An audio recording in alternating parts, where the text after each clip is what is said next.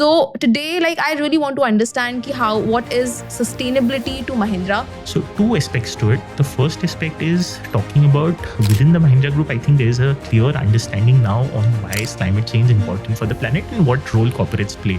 The second lever is actually a program that has been with the group for more than almost 2 decades now, I think. Which is called the Hariyali program. It's a simple tree plantation program. The group has done about 22 million trees as of this year. Instead of just talking about carbon emission or carbon neutrality, we have now very consciously started talking about that we would want to be seen as a planet positive company, and not just seen but actually become a planet positive. The overarching point that I'm constantly trying to make is that this is not a cost. There is a strong, solid business case around each of these activities.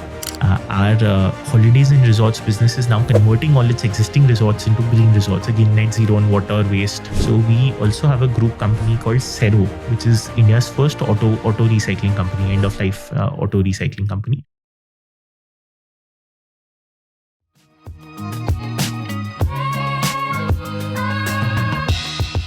Hello everybody, welcome back to another amazing episode of the Climapreneur Show. On today's episode, we are speaking with Mr. Ankit Todi, who leads the group sustainability strategy and partnerships at Mahindra Group. With him, I really got today the sense of that what Mahindra Group is doing when it comes to sustainability, when it comes to climate change. One specific point that today I really liked from the conversation was that how Mahindra Group is actually going towards an ecosystem approach, how they are strengthening the various strings that are really going to help India lead, and probably also setting an example for the world that this is how a corporate can really lead climate action from a ecosystem approach. So I really hope that you're going to enjoy this conversation. You're really going to learn so many new things from their plants like Zero, where they are recycling the end of the life cycle automobiles, to what they are doing in the farming sector, to many other elements. I genuinely hope you enjoy this conversation, and please do subscribe to the Climapreneur Show. It's your love that keeps us going, and to many more stories coming your way. I hope you enjoy your conversation. Welcome Ankit on the Climapreneur Show. So Ankit, today I really want to understand from you, because the first time when we connected, the first question I had in mind was how is such a big company like Mahindra, how are they progressing towards sustainability? Because जब भी हम Mahindra के बारे में सुनते हैं, there are very few companies like Tata, Mahindra, where we feel like कि हमें अंदर से pride feel होती है कि यार ये हमारे इंडिया की companies हैं जो generally global stage पे lead कर रही हैं. Mr. Anand Mahindra is like an icon for so many people. So today I really want to understand what is sustainability to Mahindra, and before you also answer that question, please also break down that what does the structure of Mahindra Group looks like. Thank you Shweta, for hosting me. It's a pleasure to be on the show. I think recollecting our first conversation as well, I think I saw what you were bringing on the table with the different conversations you were having with people, and that was quite inspiring. Coming to the Mahindra Group, to be honest, I've been with the group only for about a year and a half, but I had a very similar expression and impression of the group, as one of the leading Indian conglomerates, federations for that matter, in India, doing great work in the climate space as well, which is also what inspired me to take up the role that I took. Now coming specifically to your question around how is the Mahindra Group structured. So Mahindra Group obviously is a large group. It's about a $20 billion enterprise, which has about 5 or 6 different publicly listed companies and a bunch of other subsidiary companies. Most notably, it's present in the auto and farm manufacturing sector. It's present in the logistics sector, in the IT services sector. It's also present in real estate, holidays and resorts portfolio. It's now also very meaningfully present in the renewable energy space. Okay. Having said that, there are lots of other subsidiary companies also, but this is broadly the construct of the group. At a corporate level, it works as a federation where individual companies have a lot of control. Having said that, there are obviously 2 or 3 things that require a little bit more synergy between the group companies. So things like brand, things like IT services, and increasingly something like sustainability. What is the group's narrative on sustainability also becomes a very important conversation. Yeah. And that is pretty much the role that I play in the company. And with that sort of, initial context and background, let me talk a little bit around why is this an important conversation for the group. So I think, I think to a large extent, this is driven by Mr. Mahindra himself. Have you met him?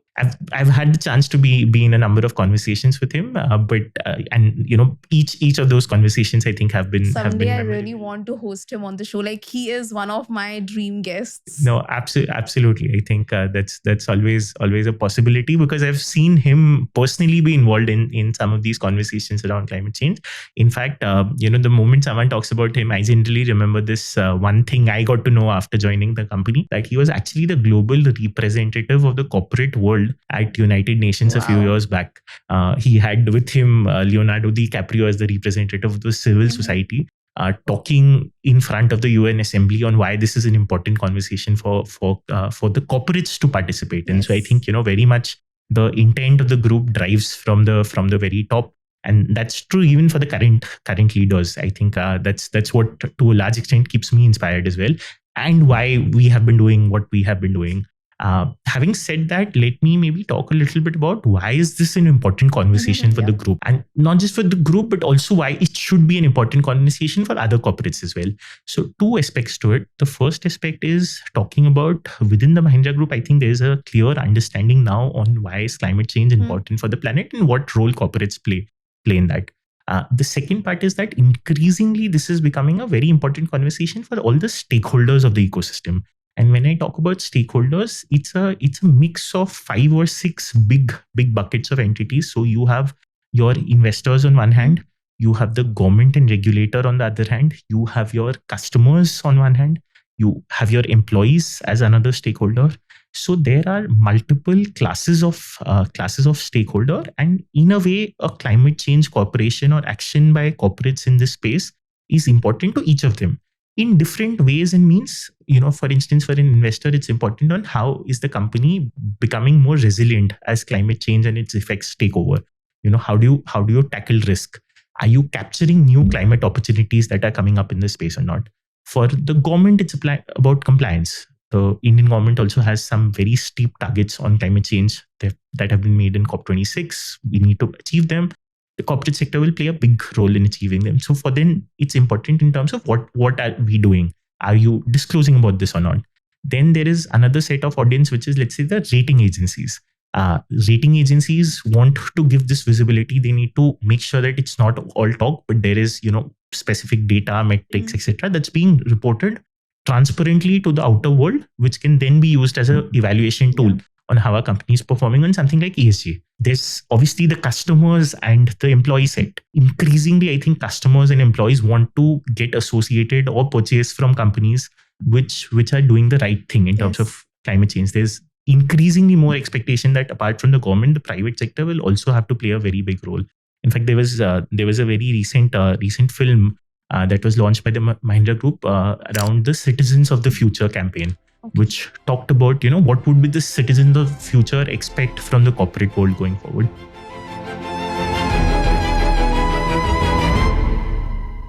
So I think it's important. The second dimension, that it's important for us because it's important for all our stakeholders in different means, but it's out there.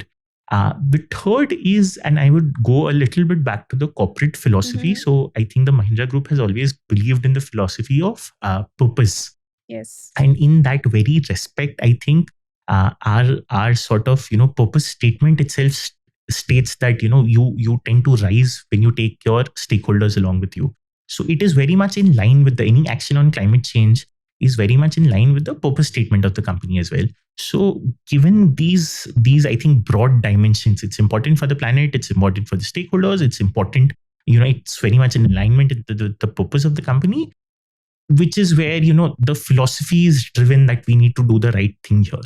Having said that, let me capture a little bit about what does this actually mean in terms of action.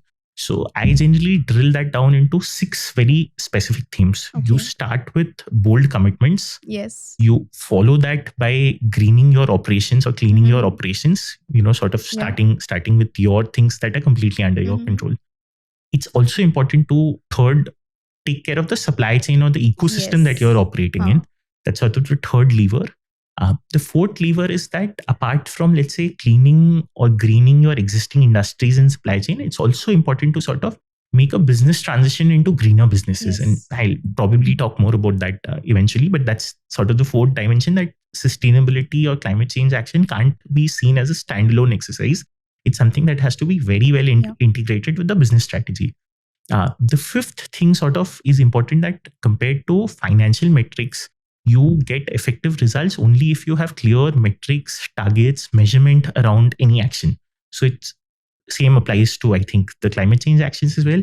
You need to have very clear, measurable targets, metrics that one can follow, one can track, and which helps you progress over a longer period of time. Especially because here you don't have things that can change, quarter to quarter, month to month.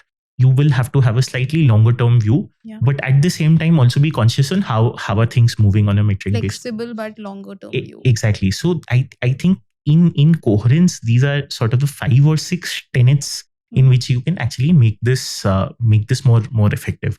So hopefully I sort of answered your initial questions. I'll pause with what that. Interests me here is that we always tell that corporates have a bigger role to play. But when today I'm talking to you, what I'm also saying is that yes, you have make bold commitments. Like I was reading that you went from being commitment towards carbon neutral to commitment towards planet positive. And that's a really big commitment. It's not going to happen overnight. And the way you said these 6 are my tenets, that really shows that how you've drilled down that approach into actionable steps. So, Ankit, I would now like to explore with you that how are you taking steps? Like I know you have your mandates and they're like 3 different mandates. And under all these mandates, you're taking up really different projects with different verticals of Mahindra, because I believe that if Mahindra Group has to be planet positive, it's the way that how all the verticals are contributing and how all the verticals are transitioning towards being sustainable businesses from India and leading for the world, I believe. So let's really drill down to that. What are your mandates? How have you structured it and what's happening? Fair. So I think, you touched upon an important point, that instead of just talking about carbon emission or carbon neutrality, we have now very consciously started talking about that we would want to be seen as a planet positive company, and not just seen, but actually become a planet positive. So I think what we realize is that while it's very, very important to take care of the carbon emissions, but there are other aspects of environment also that we need to be equally conscious about in terms of, how do you manage water? How do you manage waste? How are you making business transitions? Are you making sure that it's done in a manner that is just to the society at large?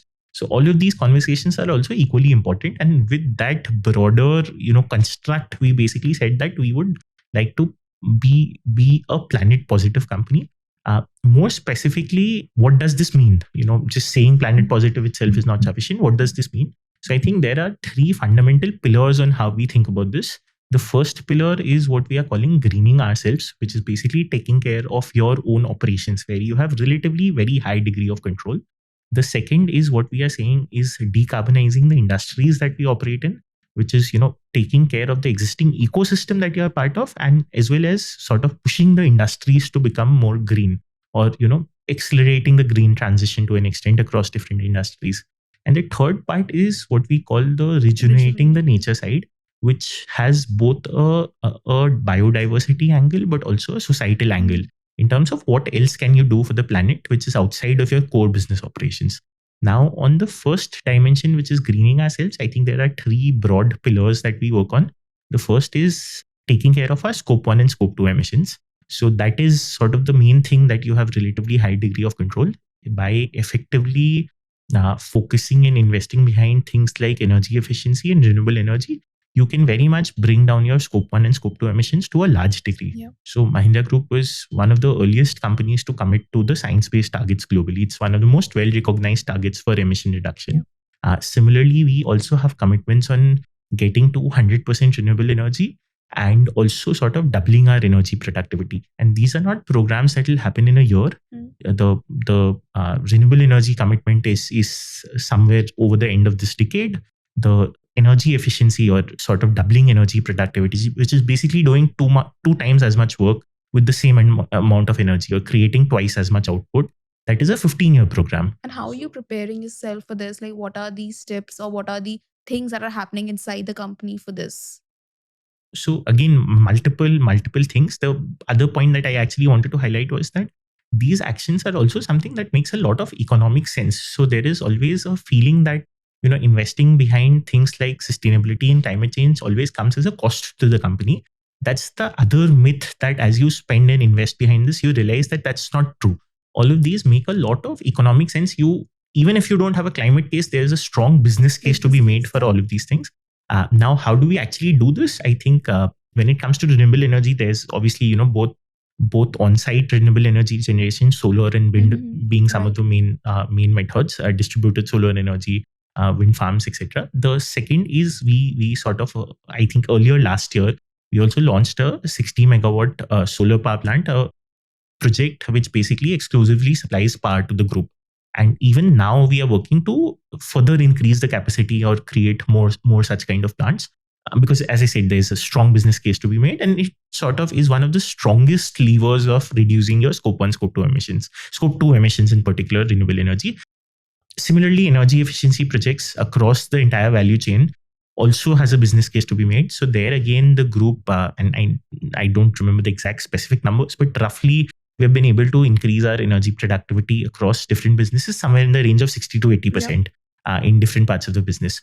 So that's the first, I think, the pillar, which is entirely focused on how do you address your scope 1 and scope 2 emissions. There'll always be some remnant in emissions. It's not actually, theoretically even possible to get to absolute zero, but which is where offsets will come into play. But there's still a long path in terms of reduction also that can be achieved. Now coming to the second lever, which is what we call sort of water Before positivity. we go to the second lever, I would like you to talk about that, how design Mahindra Eden is designed for 90% waste recyclability. So Right. please talk about that. So basically, Mahindra Group is also part of this global initiative called the First Movers Coalition, started by the World Economic Forum. It's an attempt to bring together the demand side for some of the hard to build sectors. And steel is considered one of them. There's concrete, aluminium, aviation fuel, etc.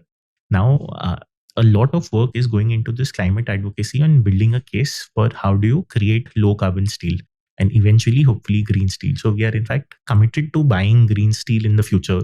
Obviously, it's currently not even available. And at a high level, one can talk about green steel, but when it comes to actual implementation, there are actually 20 different types of steel, more than 20 different types of steel that goes into making a car. So you actually need a lot of deep dive into this to be able to understand that what is the exact kind of steel that's available. Is it available in sufficient quantity in the right geographies? And also cost has to be pragmatic. It can't be, it can't be 500 times the current cost. So there's a lot of global advocacy that's being driven there in India as well. And so we are sort of playing a part. We are not steel manufacturers, but we are steel users. As a demand side player, we are playing our part in terms of helping accelerate this. And these are some of those things which are going to play a very meaningful role in the overall decarbonization of the world, especially the hard to abate sector. So all of these things in a way are sort of some of the activities that we do as part of the bringing circularity in the product ecosystem that we operate in. Similarly, the same principle, some of this can be applied to the construction sector as well. So there you talk about green concrete, for instance. You talk about climate responsive design, for instance. So across the group, again, we undertake different kinds of constructions, be it resorts, be it buildings, be it let's say warehouses, etc. So some of these principles get incorporated in terms of how do you bring circularity across the group. But that's broadly, I think, answering the question on circularity. And it's very interesting to listen that, like you mentioned, the construction sector. Construction is not just, you didn't just mention resort. Like for example, I think Kana Resort is India's first solar powered resort. That's again by Mahindra. But that's the energy side. But otherwise, also the way you mentioned, it's not just resorts, it's our warehouses as well. So there is also, we are applying these principles. So what I feel today as an audience is that for you, it's not just the bigger buildings. It's not just the, the life spaces we talked about. It's also the smaller places where we are applying these principles. Absolutely. And I think the overarching point that I'm constantly trying to make is that this is not a cost. There is a strong, solid business case around each of these activities. So once explain quick, whatever one example is your favorite. So I won't go into actual numbers, but let's talk about electricity. Correct. So electricity from the grid comes at around 9 to 10 rupees per unit. If you are able to get to solar with the right setup, there are a lot of additional costs, etc. But even then, your landed cost will be somewhere in the range of 4 to 6 rupees. So there's a solid business case on transferring to solar as opposed to the grid. Similarly, anything on energy efficiency, if you are able to do more work with less energy, automatically translates into a saving. Some of these areas are not as established. Let's say talking about green steel, for instance.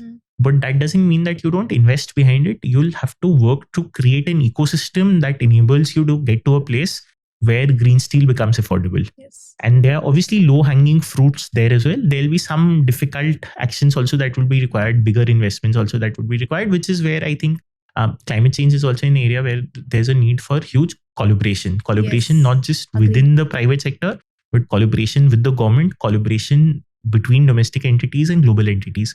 So that's again one important angle that we, at least as a group, It is important. invest behind quite heavily. I think we are members and partners on a bunch of different global forums where we drive conversations around climate change on what can be done, more tangible, actionable things, what can be done.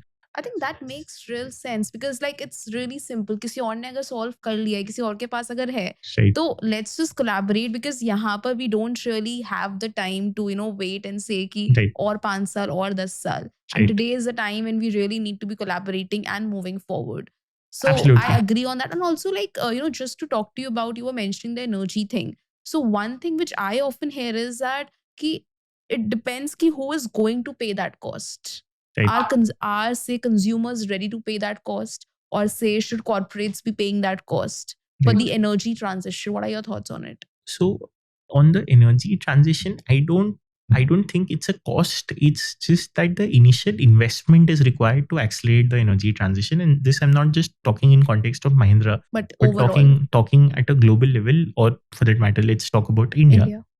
We are currently in a grid that is roughly 75% powered by coal. Yes. We have a commitment, a global commitment made by the country that we would get to a grid which is roughly 50% powered by coal. We'll get to 50% renewable energy. Now, to be able to get there, a huge amount of investment needs to go into fresh solar power and wind power. Now, that is the investment that has to be made. But having said that, it's not a cost in the sense that this is not expenditure. You will get there's a business case for each solar project, each wind farm that is being made out there. It's just that sufficient amount of capital needs to be spent on these today in an accelerated manner for this to happen. There are obviously different ways in which these capitals are being made available, and some of this has to be made available within the country, and some of this will also have to be global capital, because at the end of the day, again, addressing climate change is not something that can be done individually by one corporate or one country. It is something where the global world will have to come together. So I also, for instance, know of the Green Climate Fund, the Global Yes. Green Climate Fund. It's supposed to be $100 million fund. It's currently, I think, somewhere in the range of $30 to $40 billion, but it's a start at least. So sort of deploying those kind of capital and more, honestly, into the green transition, and especially the energy transition, is very important. The other thing that I do want to highlight is that compared to energy transition is sort of the fundamental or the disproportionately the biggest lever to decarbonization. All subsequent industries to a large extent depend on the energy transition being happening. So let's say talking about EVs, electric vehicles at the end of the day also get charged by electricity. Now, if your electricity is coal powered, then you are not really making as big a difference as it could have been if the electricity is green power. Similarly, we were talking about green steel just now. So even for green steel, there are multiple methods to make green steel. Using green hydrogen is one method. There are other methods, which is electric arc furnace method. But in both these cases, the fundamental energy requirement is supplied by electricity. Now, unless and until you have green electricity to manufacture green hydrogen or green electricity for the electric arc furnaces, you are not really moving in the right direction. So I think energy transition is sort of the fundamental lever which will help all other actions become more and more effective. Ecosystem is also developing for energy transition. Like I have talked to so many people, like in the energy sector also, they're working on so many different aspects. Like some people are working on biomass, some people are trying for biofuels. They don't want like agricultural land to be used. They want कि हम waste से पहले use कर. Then there's the other section जो agricultural land use कर रहे हैं. For example, black mustard, and they are making different sort of crops during the gestation period smaller है. And they're also working on sort of geographical solutions, geography specific solutions to match the green energy demands of that specific geography. So I think that, what you are mentioning, the ecosystem approach is really the way we should be thinking about solving climate, at least. Absolutely, absolutely. Talked about circularity. Now the next is, you were talking about water positive. So talk about that, and then we'll go to the next part of this mandate. So water positive, to be honest, is a relatively simple concept. The amount of fresh water that you use should be lesser or equal to the amount of water that you recycle and reuse. So fundamentally, compared to energy, let's say it's much more difficult to make a business case for water, but it's a risk mitigation method. So broadly speaking, if you are operating in water scarce regions, and if your operational water requirement is very high, then it makes sense to remove external dependency on water sources. So you are able to very much recycle, reuse water within the premises itself. You can also undertake activities like rainwater harvesting. So I think as a group, the philosophy is to ensure that all the fresh water that we are consuming, we are either doing more groundwater recharge through rainwater harvesting, or recycling more water and reusing that water as opposed to fresh water. I think there was one project I read, jahan par, you like recharged a lot of hamlets and you solve like water scarcity for that particular district or something. Right. So this is honestly, I think there have been multiple projects of this kind. This is, I would say, not just within the group, but outside the group, outside of the group as well. There have been watershed projects. There, water is an important component, but so the social impact of making water available is the bigger component, I think. At the end of the day, a large part of the company and the country, for that matter, is also dependent on the farm economy. And if you make water available in certain parts of the country, your productivity for farm increases, the livelihood of the people increases. So the group over time, I know for a matter, has undertaken different kinds of watershed development projects, which have had numerous social outcomes as well, driven by water as sort of the fundamental principle. This is more large scale, long term projects. Currently, also, I think we invest behind a bunch of different social projects. Water being, as I said, one of the themes. I feel like the way why you're able to probably do is because Mahindra as a company, it's spread across so many verticals. Right. And for you guys can actually zoom in and zoom out very flexibly. Right. Because kyunki itne sare verticals mein ho, the interconnection between everything. Right. Like for example, we talked about the farming part of it. Because you are present in the agricultural side of the space also. You understand ki how, if this space is going to say use that much water, or how this thing could impact the other sector. And because you're very closely tied up with it, probably that's why I feel that you are able to make those connects.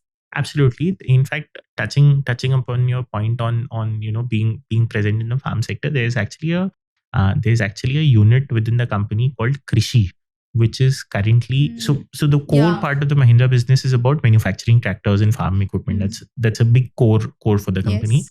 But there's also a vertical called Krishi, which is currently invested in promoting sustainable agricultural practices to help improve both the farm economy and also bring in better climate practices, which is in a way a big tool for climate adaptation. Because as sort of the weather changes, as cropping patterns changes, you need to be able to crop or plant in a manner that is much more resilient, I would say. So the Krishi program actually handholds farmer through what is called a technique plot, a 1 acre sample plot, where they sort of handhold them through this entire exercise over a one crop cycle, 4 to 6 months.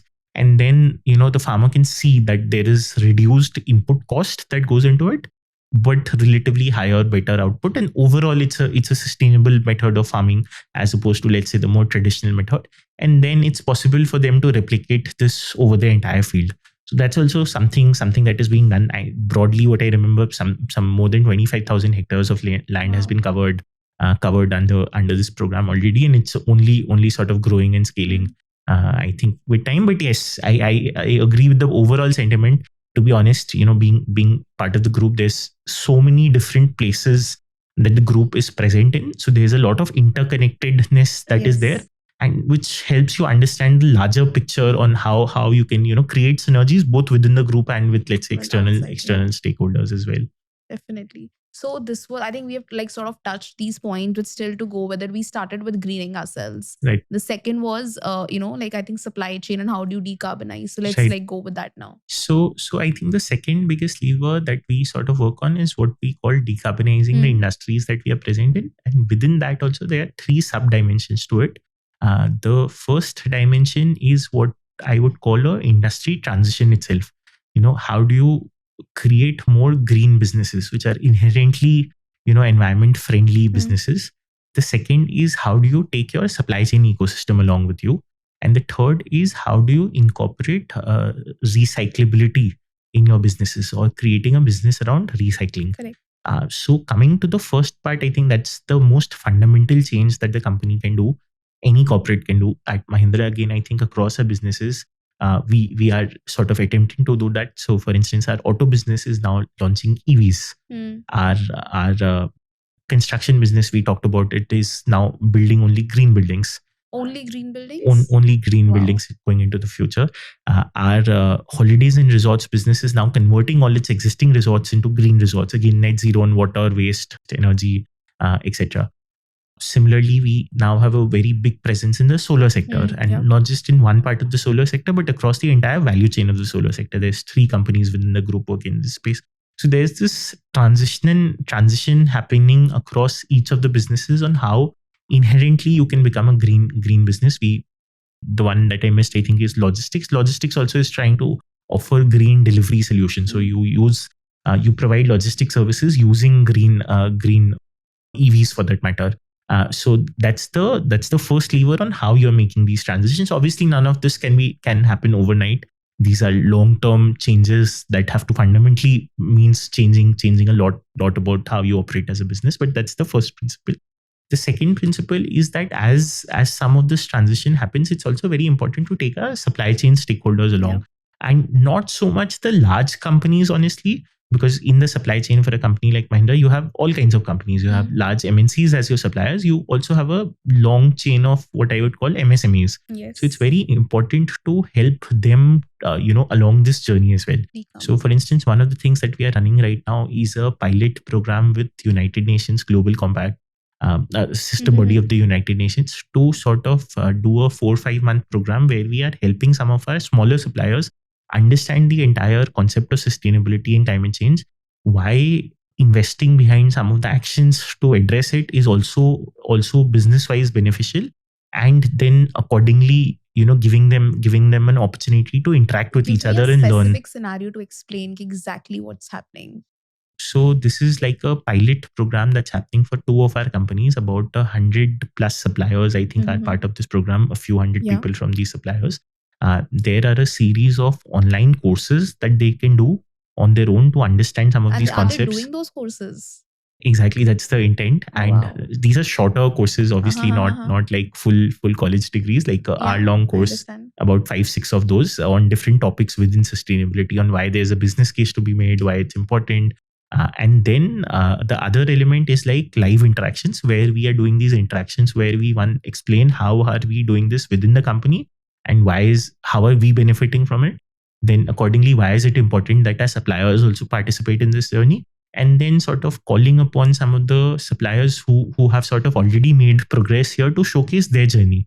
Someone who's a peer to them, and not just a large corporate talking about why this is important, but someone who they can relate to as a peer on how they have been able to incorporate some of this and benefit from it economically as well. Because I constantly keep making the point that there's always a business case to be made in investing behind sustainability. So that's pretty much how we are doing this. There are other methods also in which you sort of make sure that your suppliers are ESG compliant, etc. So there's the carrot and stick approach. I think we realize that investing in the carrot approach is a good idea to begin with, especially because the smaller MSME ecosystem needs a little bit of hand holding, and just a stick approach alone may not work there. So that's the second, I think, again coming to the broader conversation on decarbonizing the industries, that's the second principle on how do you take your ecosystem along with you.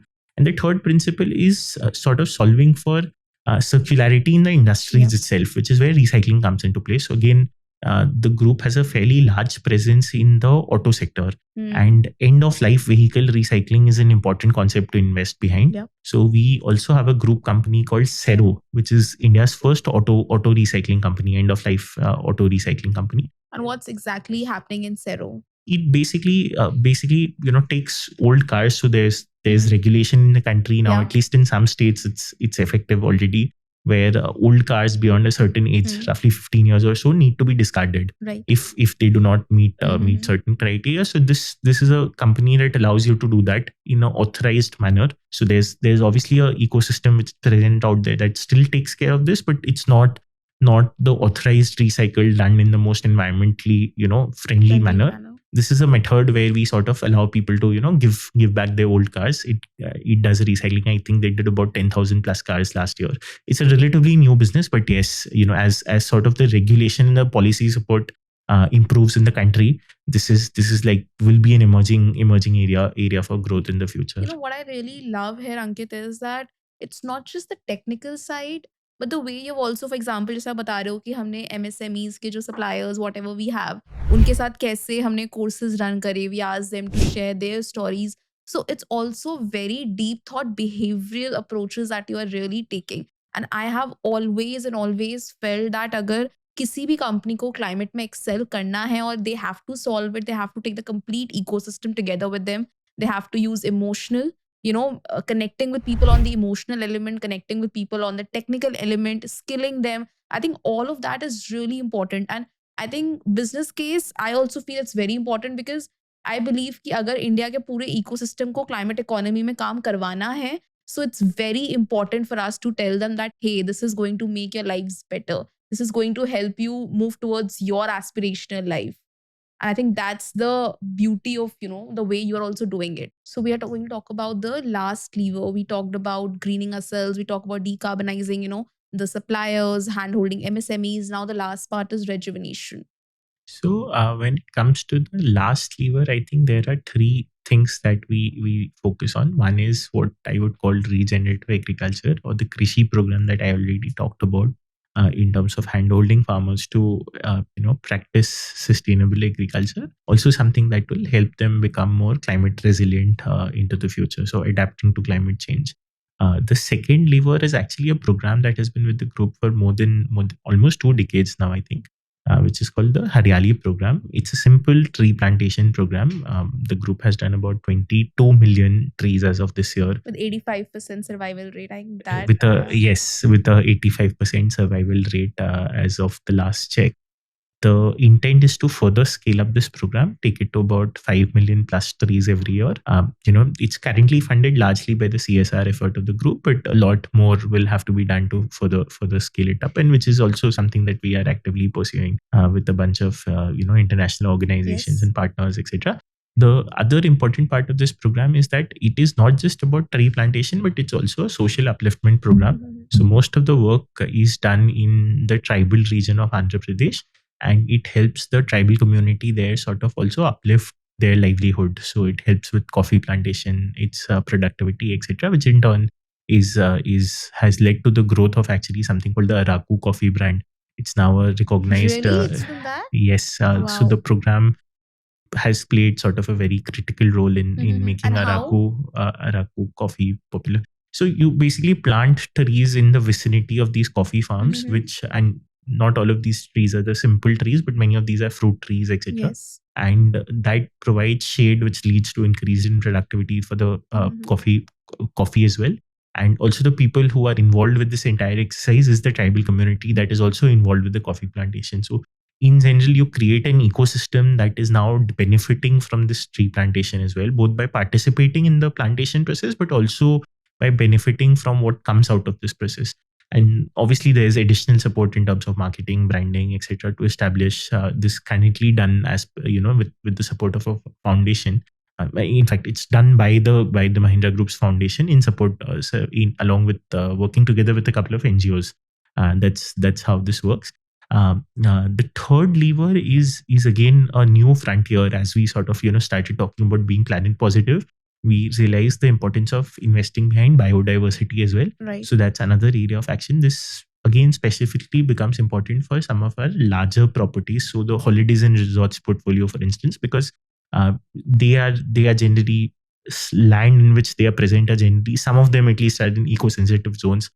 It's also a place where tourists would ideally like to come because of the surrounding that's available there. So there's a case, business case, again, as I keep saying, that there's always a business case for investing behind some of these things. You just have to look a little deeper in Yes. some cases. So that's sort of the last lever, investing behind the biodiversity part of it.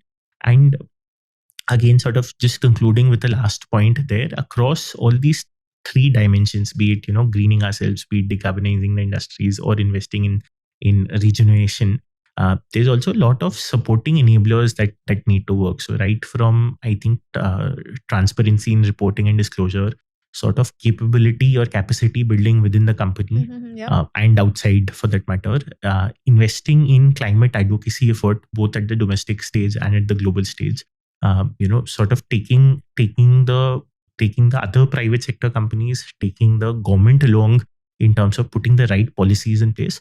So there are a lot of other, I would say, enablers that are also required to make all of this effective. And I So think that's one of that's the broadly important the things that we were intent. discussing, I think, before the podcast also was you're also greening the workforce.